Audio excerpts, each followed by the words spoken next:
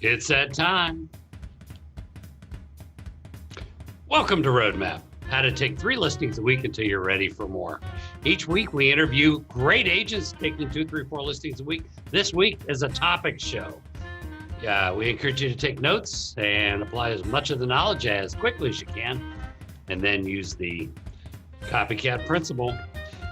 Let me introduce my co-host from San Diego, Carley Hathaway. That's CarleyHathaway.com. Hi, Ren. Hi, Ren. Hi, everybody. Thank you so much for tuning in, and we're so excited for today's interview. Great. I want to remind everybody that we're simulcasting the show on the private Lead Gen Facebook group. They have 51,000 members, so we have a large audience there today as well. And we will be pausing for a commercial message during the show as a thank you to the Lead Gen folks. All right, let's dive into our topic. It's an exciting topic. Folks, if you take a few notes, I don't see how you can't take at least 1 extra listing a month, if not 2 extra listings a month, and in a way, forever change your business with some of the ideas that we have on the show today. It's a shorter show, but it's full of great, powerful things that are going to help you improve your business. It is adding a listing or 2 a month when you run your business like a business. So I asked everybody, are you running it like a business? Carley, by the way, are you running your business like a business? I could do better. So on a scale of 1 to 10, 10 being you're running it like a business, and 1 means what business? Where are you? I'd say I'm a 6. Okay. Yeah. Well, in that you're a 6 and a 10 in the other categories. So, okay. All right. Okay. So here are a few thoughts in that, and then that are critical. And as you were talking about before we started, consistency. You already know you want to be consistent. So if you were a Starbucks, as they say, if you ran a Starbucks, you owned a Starbucks, could you open at 5 a.m. on Monday, 7 a.m. on Tuesday, skip Wednesday, open at 6 a.m. on Thursday? Can you do that? No, obviously not, because you're not going to get the loyal clients and customers that you need, right? Right. People can't count on things, and there's no momentum. There's there's no acceleration that takes place that there is when there's consistency. One of the things you mentioned when you shadow agents that are high performers is it's boring. Because every day at certain times they do certain things and it's just boring, but they're rich. Yes. Yeah. Okay, so we have to embrace that repetition's boredom. Yeah, that's what I'm going to say. Embrace the repetition, enjoy the repetition, get used to it. Just know that that's what it is, because you have to start at the same time every day, like a real business, right? Right. Now, why do agents freewheel? I have a theory. What do you think? Why do agents just freewheel and they don't know how their day is going to unfold? They got 2 or 3 things in their mind they want to get done, but they don't really know how it's going to unfold. Well, I think because a lot of agents, like myself, we get into this industry because we're like, oh, we don't want a boss. We want to work whatever hours we want. And we just want to go with the flow. That's it. That's it, Carley. And it feels good, to just be freewheeling and multitasking, freewheeling and multitasking, and woo, and then we're running here.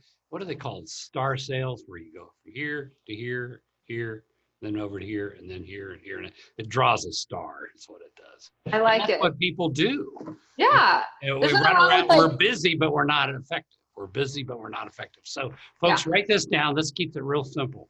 All morning, look for new business. All morning, look for business. All morning, look for business. Middle of the day is administrative. Work on your business in the middle of the day.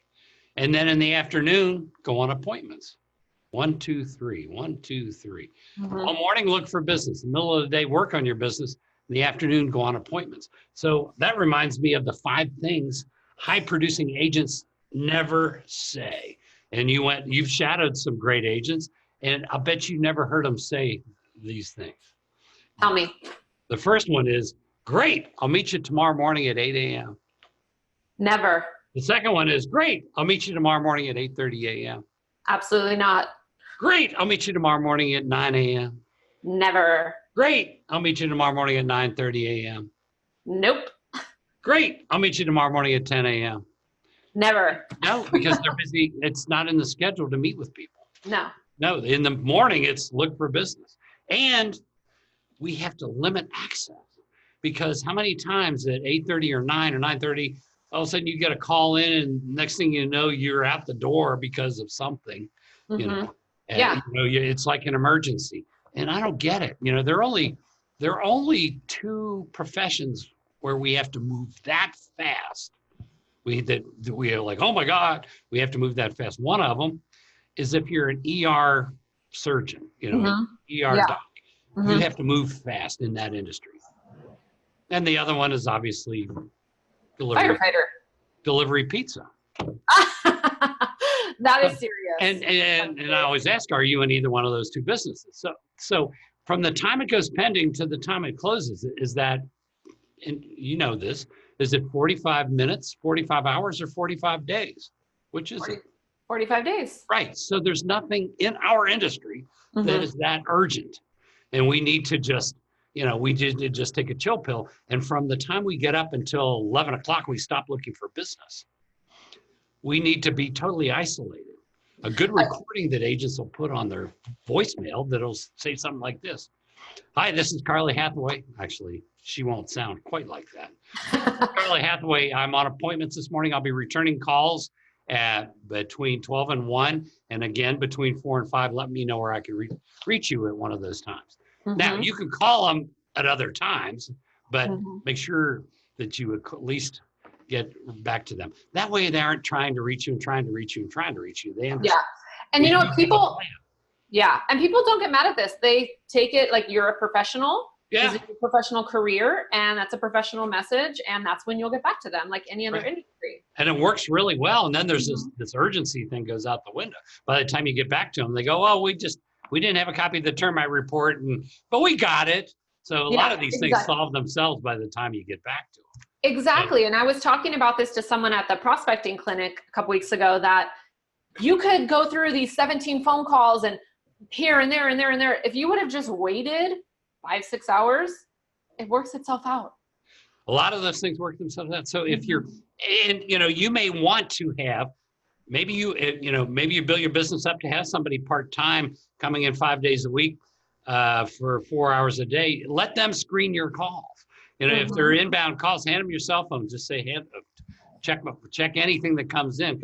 And if somebody wants to list or buy, you can interrupt me. Otherwise, write them down and just say, and tell the person that you're meeting with me at 11 and that I can reach out to you after that. Yeah, agreed. Right. Yeah. Because I think also, like, think about it too. Like if you did, like you were saying, there's only a couple jobs that it's like an emergency situation, but think about any other job. You clock in, you're working, you can't leave at 10:30 and go run and do something. No, you're there for 8 hours doing your job. Yeah, it's just an energy rush, and that's why agents do it. And if they will go just to make more money. Exactly. Okay. But like you were saying earlier, how it's really nice to not set your alarm clock and go, oh, I work when I want, I do what I want. And that makes you happy. But how happy does it make you when you look at your bank account? Right. So one of the things I would write down, and you bringing that up, is the fact that we need to stop at a certain time in the evening, and a lot of agents won't do that. They're I mean, and they say it like a badge of honor. I was up till almost midnight negotiating an offer last night. Yeah. Why? Just shut it off at 9:30 or 10. Tell them a little story. Just say, I have to get up at 4:30 in the morning. Just tell them. I mean, just whatever it is. I have to be up at 4:30 in the morning. I'm so sorry. We have to pick up where this left off. And at 9, you know, whatever, clock out. Because here's the thing. If you're up till midnight, how is your morning going to be? No, it's going to be rocky. It's going to be rough. And you won't be starting early. No. And if you do, you're prospecting, you're not going to have the energy level to get through those expired and FSBOs. You're going to be right. And you're going to be the 17th caller. And that isn't going to work. And you're not going to have the energy to push through when they say, oh, you're the 17th caller. Okay, bye. So the stopping time is a critical piece. And if you want to start early in the morning and be consistent, you've got to have an ending time. And you have to know what to say to make that, be able to carry on the next day. Just say, I've got to get up at 4:30 in the morning. We're going to have to pick this up after 11 o'clock tomorrow. After 11? Yeah, I have appointments till 11. Okay. And then you do that. Yep. Agreed. Yeah. Run your business like a business. Other businesses aren't open till 11 o'clock at night. Right. Exactly. I wrote down delegating. Yes. Okay. So this is what I was going to ask. This is what I was going to ask you about, because I think that's why I'm at like a 6 or a 7 rather than a 10, is like, I'll delegate a little bit, but then I still want my hands in everything. So but you can delegate a lot and have your hand in everything. We expect you to say, now that you're gone under contract, Steve is going to take this from pending to close. He's the best in the business. I'll be checking in with you once or twice a week to make sure we're taking good care of you. And you call them. And then, of course, they're going to tell you about, it's a prospecting calls, because your pendings will give you more business than any other person. Right. Because they're in it. So they're talking to other people. Yeah. That could be we just sold our house. You sold your house? Oh, Mary and Bob are thinking about selling their house. Oh, really? Okay, great. So we have to learn how to delegate. We're not saying delegate to people that are going to do a poor job. And in a funny way, you're probably delegating to people that will do a better job than you if you think about it. Oh, 100%. The ego, how the ego goes. Yeah, 100%. My assistant/transaction coordinator is way more organized than me. She follows up on emails way faster than me, and she's more detail oriented. So all in all, she's doing a better job than I would. And I need to remember that, and we all need to remember that. That's it, folks. So add a couple more listings a month to your business when you run your business like a business. I'm glad you could be here for this. And folks, let me read a couple things. It's if you're watching on Vulcan7 and you want to get involved with that lead gen Facebook group that simulcasts our show, they are at facebook.com/groups/got-objections. And I want to thank Aaron Wittenstein, who runs that. He has a great program called trajectorynow.com. And finally, if you're watching on Facebook and you're not yet involved with Vulcan7, make sure to sign up at vulcan7.com/lead-gen for a special deal.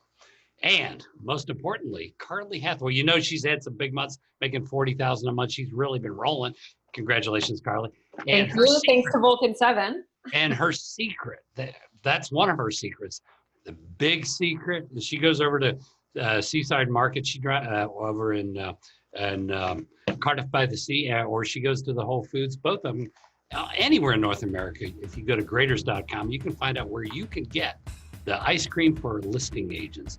It is the Graders Mint Chocolate Chip. This is the one flavor that makes you powerful in taking a listing. I remember one time I went on a listing appointment and I hadn't had the first bite. I didn't get the listing. But the next listing I went on, a few spoonfuls, walked in the door, and I took that listing. It is powerful, folks. The other flavors are for working with buyers. If the listing is slow to sell, dig a hole in the front yard, bury it upside down, and that listing will sell just like that. I want to thank you guys for being here. We'll see you next week. And Carly, have a great long weekend. And I will. Thanks for tuning in, everybody. All righty. Bye-bye. Bye.